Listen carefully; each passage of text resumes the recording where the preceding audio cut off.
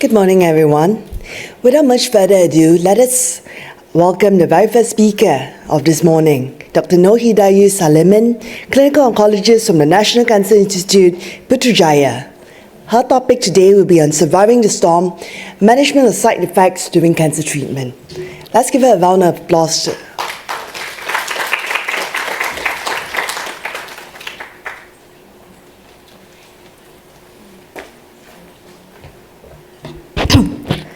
Okay, Assalamualaikum warahmatullahi wabarakatuh, and very good morning to everyone. First of all, thank you to the organizing committee of NCSM for inviting me to share some insights about management of side effects in your very comprehensive National Cancer Congress. And of course, congratulations to all of you in the audience today for being up here so early on a Sunday morning, because of your commitment to cancer care. So congratulations to all, and let's begin with our lecture. So I got the topic of surviving through the storm, management of side effects during cancer treatment. Okay, so I suppose getting a cancer diagnosis is a bit like, having a storm looming over you, because if you have this in Kuala Lumpur at 4:30 p.m., it's about to get messy, okay? It's about to get wet, the traffic's going to be so bad, you're going to be stuck in traffic for 2 hours. Yeah, story of my life. So, it's, when you get a cancer diagnosis, your life's going to turn around 180 degrees just like that, yeah? So it's very important, because this is a medical professional track, for us as cancer care providers, we need to try and cushion the blow, we need to try and help them go through the storm. So people who are going through cancer treatment, who are going through the storm, they have, they can present, very shiny face full of makeup, just like our Princess of Wales, yeah, and also full of hair, okay, smiling away, can still attend, public functions, things like that. But there's also another spectrum, the less shiny ones, people who are bald, people are so cachexic, they are just on their bed, and, suffering some side effects of treatment. Okay, so I hope, from this talk you are able to, take home some information that, we hope we should be able to, put some smile on the patients, especially on the spectrum below. Right, so, we will try and see how we can, provide an umbrella, provide a shelter for these patients, and hopefully, teach them how to learn and how to dance in the rain. So a bit of outline of my treatment. I think before we go through, some of the common side effects of cancer treatment, we'll need to go through how to properly assess the side effects, okay? And also then after that we look into some of the common side effects management. So I think it is very important that we try to integrate, tumor-directed approach versus a patient-directed approach. So I'm a clinical oncologist, so I treat solid tumors with systemic therapy, so mainly with chemo, targeted therapies, and immunotherapies. Oncologists, we all like our survival curves. We all like our, overall survival numbers. Okay, so, that is more of tumor-directed approach. But sometimes, when treating cancer patients, we might, a bit overlook, the actual patient who are receiving all these, fancy therapies. So it is very important to also incorporate patient-directed approach in cancer care. So I think we don't work alone. We always work, as a team. So I'm very happy to see that we have surgeons here, we have nurses, we have our palliative care specialists.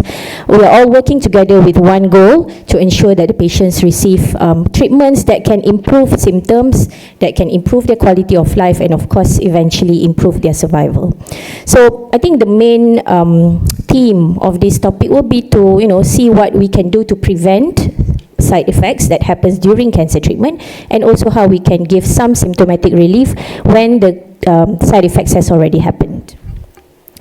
So this is a very big topic because, to be honest, side effects of systemic treatment especially, it can happen from head to toe. Okay, so it's impossible to cover everything in 20 minutes, but I'll try to highlight the more important ones.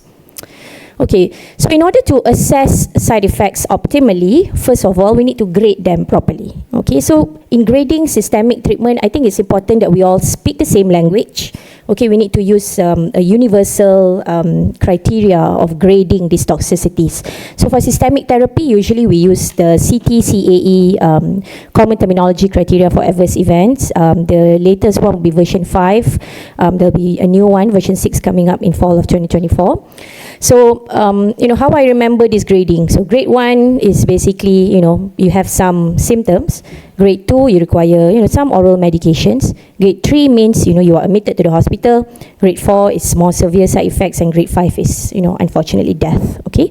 So if you look at this example here for diarrhea, the grading of the side effects really measures like how many times the patient defecates per day, things like that. Okay. So it is different between different side effects as well. So it's important that we speak the same language, for us to convey all this information adequately to, another team member.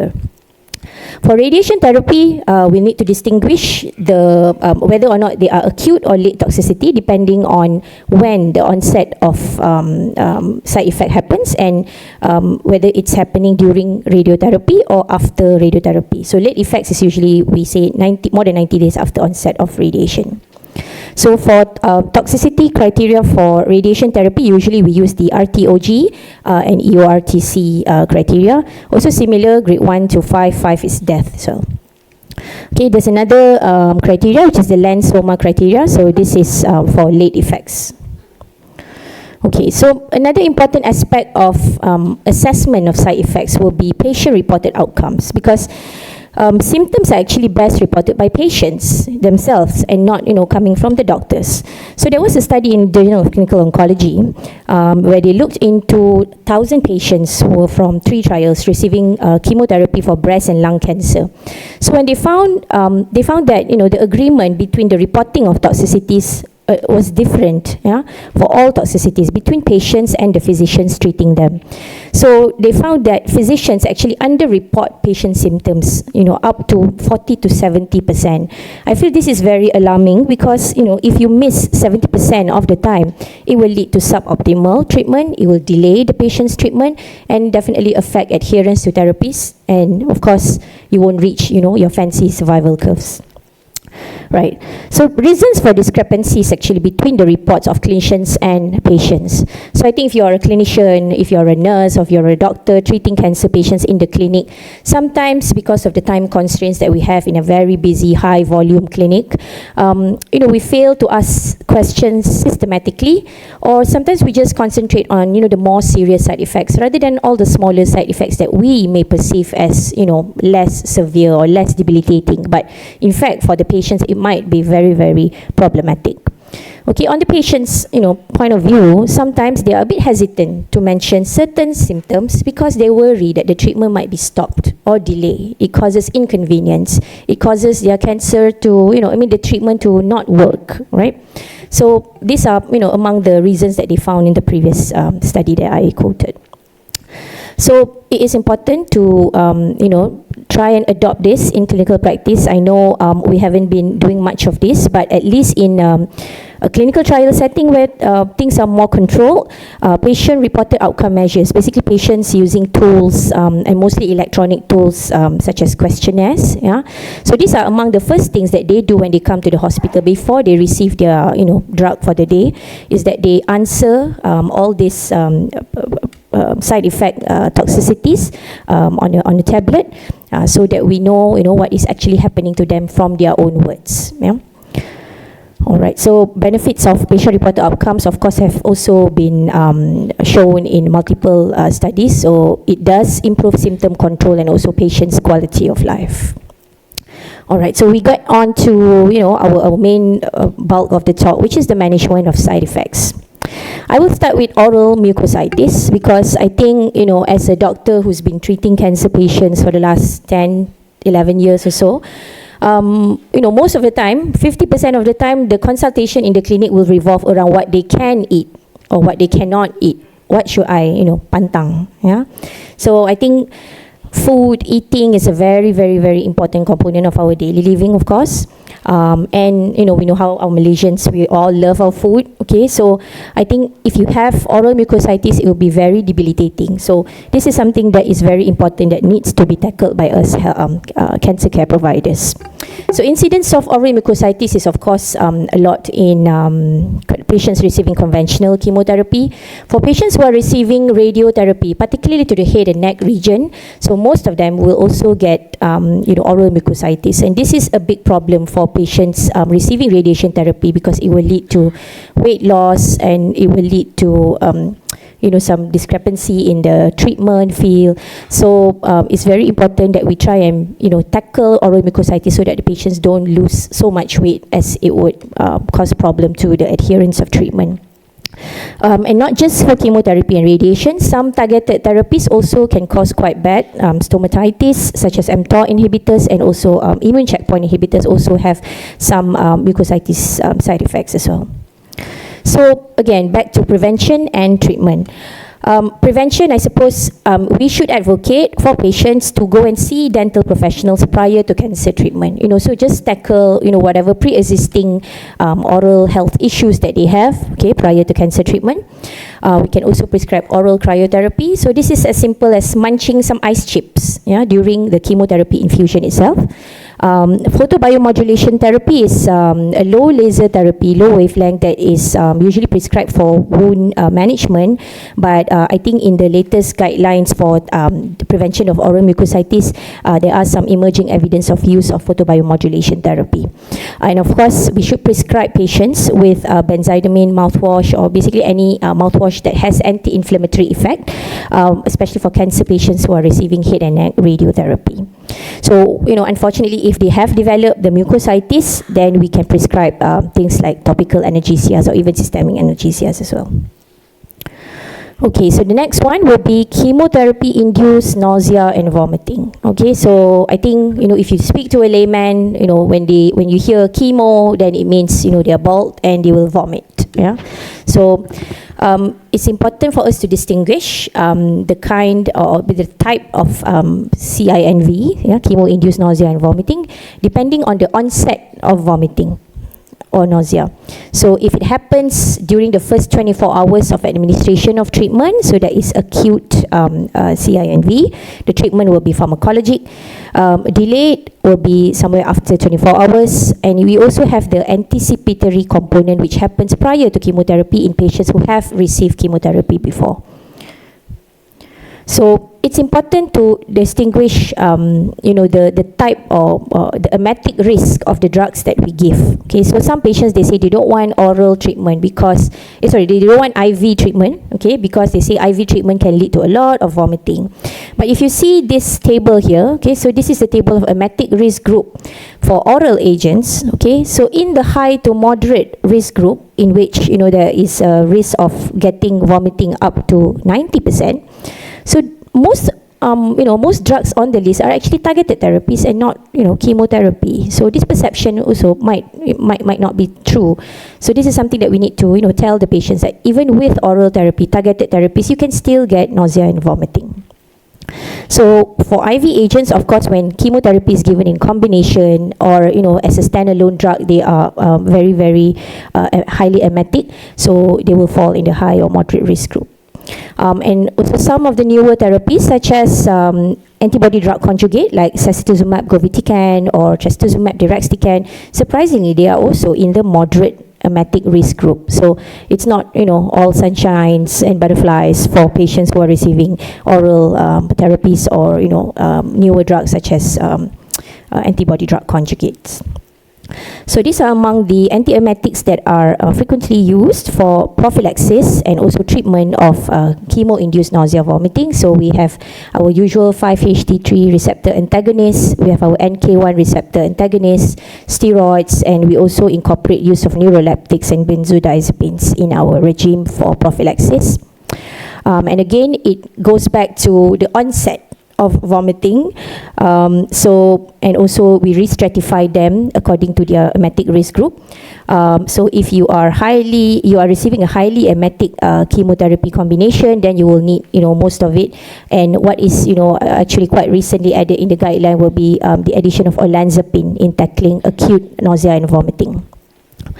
For delayed nausea and vomiting, also again in the more highly emetic chemotherapy drugs, so we do add on olanzapine as prevention of delayed vomiting, and also additional of dexamethasone. And of course, if you still have nausea and vomiting despite having prophylaxis, if you're having a breakthrough nausea and vomiting, then you will want to add on rescue medications, or you can suggest the use of olanzapine if it hasn't been used as a prophylaxis. So immunotherapy, the emetic risk is low, is about less than 10%. So no routine prophylaxis is usually indicated, but I think some of the guidelines are still suggesting that dexamethasone is used as a prophylaxis and just prescribe rescue therapy if it happens. Radiotherapy also can induce nausea and vomiting. A higher emetic risk is of course depending on where the radiotherapy is given, since it's a localized therapy. So patients who are receiving total body irradiation, or patients who are receiving radiotherapy in the upper abdomen or the craniospinal region, they should get prophylaxis antiemetic drugs. Okay. So there are also other, integrative and non-pharmacological therapies that could tackle CINV as recommended by the guidelines. Acupuncture has had some evidence to improve nausea and vomiting. Food-based intervention, so get the patients to be seen by dietitian because they have lost quite a lot from nausea and vomiting. So, get them to see their dietitians to try and see if there's any interventions can be done.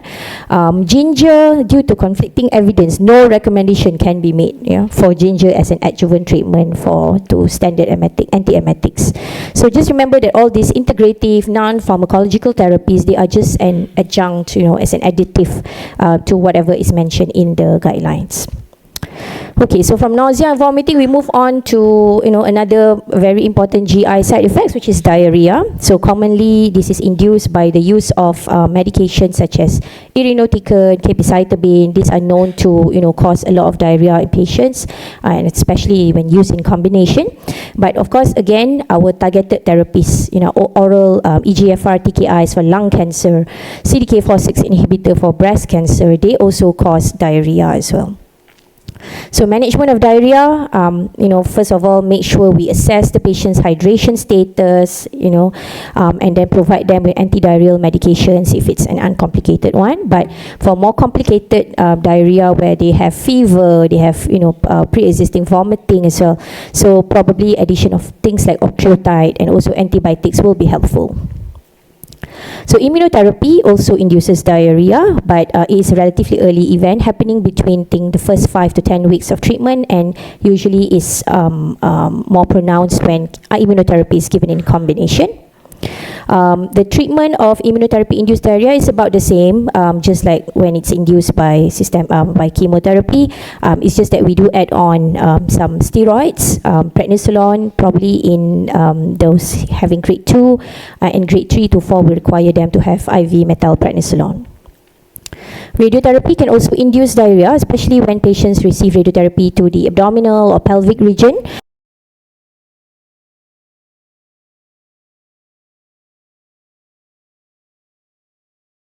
To make the patient having a fully comfortable bladder during treatment, because it can push the small bowel up, so that the bowels are not within the radiation field. Okay, but otherwise the management will still be the same: fluids, getting them hydrated, and antidiarrheal medications. Constipation, another issue. Instead of just purging, you can also not defecate at all, and this is very painful. It's a big problem for patients, and sometimes it is caused by the tumor that is obstructing the patient's bowel. Sometimes it's due to your patient's poor nutrition or poor mobility, and because cancer patients, we usually prescribe them with opiates, so opiates can also induce constipation. Okay, so treatment, of course, is if we prescribe, let's say we prescribe patients with opioids, make sure they have their prophylaxis stool softeners, your laxatives. Okay, so neurotoxicity. So this is another issue with patients receiving chemotherapy, especially those who are receiving platinum drugs, and also taxanes. So patients often report of having numbness, shooting pains, and also having difficulty to move, to do their activities of daily living because of the pain. So I think the most important thing, I think I always do this when I have patients who are on cisplatin or oxaliplatin, is I ask them, okay, can you button your shirt? It's as simple as buttoning their shirt, brushing their teeth, or just can you hold your glass without it falling off? Okay, so these are the very important questions that cancer care providers should ask patients. Okay, because we need to do something about it because it affects activities of daily living. So not much medication is available for prophylaxis because this is mainly drug-induced. Okay, so the only effective strategy is actually to change the dose of chemotherapy, dose reduction or change of drugs or change of schedules.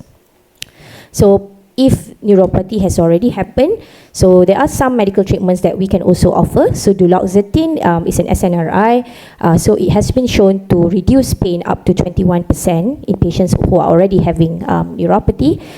Symptomatic relief can be given with neuropathic, so drugs that usually we use to treat neuropathic pain, such as gabapentin, local therapies with topical analgesias, and also physical therapy also should be prescribed to the patient, especially to improve their fine or distal motor skills and also to improve their coordination. So myelosuppression, so febrile neutropenia, bread and butter of oncology emergency. So this is a big problem that usually requires admission.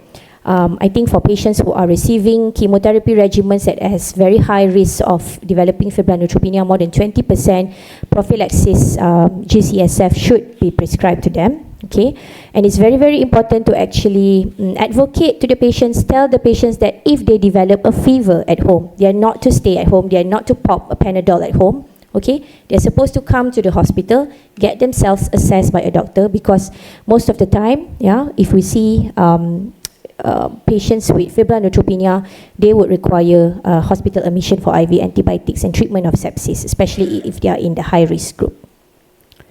Okay, another problem with myelosuppression is of course anemia. It shouldn't be a knee-jerk reflex that once patient comes with a HB of 8, to just transfuse the patient with back cells. So that would not be right. Patients should also be worked up for other causes of anemia, because iron deficiency is one of the commonest things that can happen in patients with cancer. Okay, so iron treatment is one of the things that is currently recommended for treatment of iron deficiency anemia in cancers. Packed cell transfusion only indicated if we need a rapid correction of the anemia if the patient is symptomatic or if the patient is bleeding. Okay, bone health is another issue in cancer care, of course. So treatment for bone health, usually we use things like denosumab, a rank ligand inhibitor, or we use bisphosphonates such as zoledronic acid. Okay, so it's not just to treat bone metastasis, it can also be used for prevention of skeletal-related events. Okay, so with cancer patients, especially who are receiving long-term endocrine therapy, such as aromatase inhibitors that can induce bone loss, so very, very important that we prescribe them with exercise, calcium, vitamin D, and also get them a bone density scan as a baseline during treatment and to follow it up. And if the T-score is less than 2, we need to prescribe them with denosumab or a bisphosphonate. So the last toxicity that I will tackle is skin toxicity. So you can see on the slide here, these are the common skin toxicities that can happen because of systemic therapy and also radiation. Okay, not just involving the skin, but also involves the hair and also the nails. Okay, so prophylaxis measures as recommended by the guidelines is of course to tell patients to avoid skin irritants, prescribe them with probably urea containing moisturizers, getting them to see a podiatrist or to see a manicurist prior to cancer treatment and to take care of their nails while on treatment. Specific treatments for, let's say, rashes caused by EGFR therapies. Sometimes we do prescribe them with oral antibiotics, doxycycline for 6 weeks, and some topical steroids. Hand-foot syndrome probably can be tackled with cooling of hands and feet during the 5-FU infusion itself. Radiation dermatitis we would tackle with barrier films and dressing, and also some topical corticosteroids. Okay, but it's important to interrupt the cancer treatment until the severity has decreased to grade 0 to 1. Okay, so again, life isn't about waiting for the storm to pass. It's about learning how to dance in the rain. I hope you have gained something that can help you, help the patients to dance in the rain.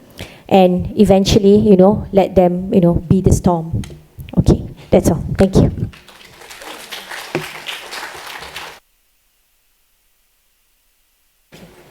Yeah, I can take questions if anyone has any.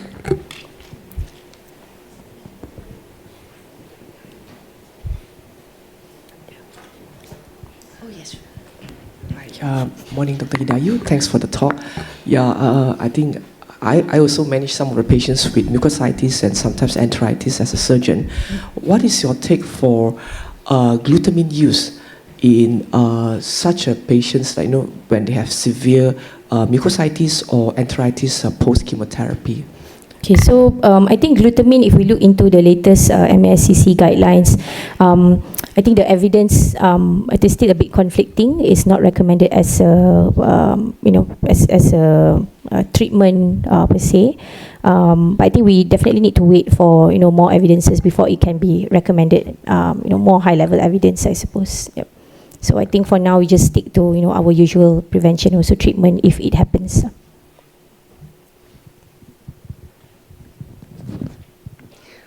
There's still time for another question. Anybody else on the floor? Oh, yes.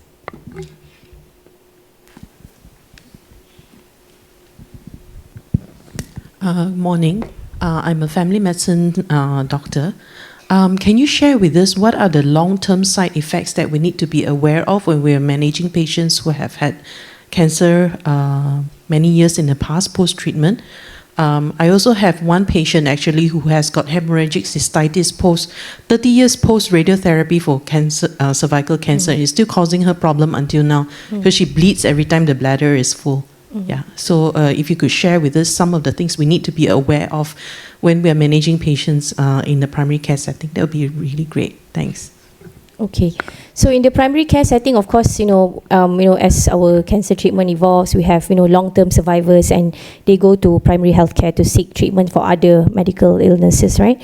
Okay, so I think in terms of so usually radiation-induced cystitis or proctitis. So of course they usually come in with bleeding. I think get them referred back to the surgeons for assessment, because first thing is to rule out other problems that can cause the hematuria, if any. Okay, sometimes we do see local therapies given by the surgeons for if they are having proctitis, things like that. But these side effects are actually sort of permanent, I would say. So we'll need to, just support them with symptomatic care. Again, blood transfusion is necessary, and get them, to see the surgeons for them to be monitored as well. Yeah.